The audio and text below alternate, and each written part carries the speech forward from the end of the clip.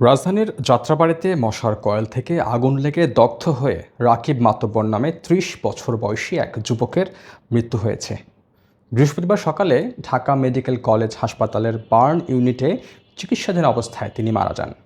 স্বস্তির ঘুম আর মশার যন্ত্রণা থেকে রেহাই পেতে আমরা অনেকেই ব্যবহার করি মশার কয়েল, কিন্তু এই কয়েল হতে পারে ভয়াবহ দুর্ঘটনা ও শ্বাসকষ্টের কারণ। কয়েলের আগুন থেকে ঘটতে পারে বড় ধরনের বিপদ।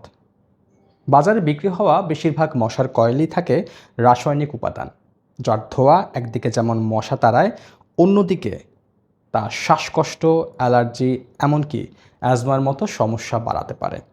কয়েলের ধোঁয়ায় থাকা কার্বন মনোক্সাইড এবং অন্যান্য বিষাক্ত গ্যাস ফুসফুসের জন্য ক্ষতিকর। শিশু ও বৃদ্ধদের জন্য এটা আরও বেশি ঝুঁকিপূর্ণ। শুধু স্বাস্থ্যের ক্ষতি নয়, কয়েল থেকে ঘটে যেতে পারে প্রাণঘাতী অগ্নিকাণ্ড। অসাবধানতাবশত অনেক সময় কয়েল পড়ে গিয়ে পর্দা, বিছানা, চাদর বা কাঠের জিনিসপত্রে আগুন ধরে যাওয়ার ঘটনা কিন্তু আমরা দেখেছি।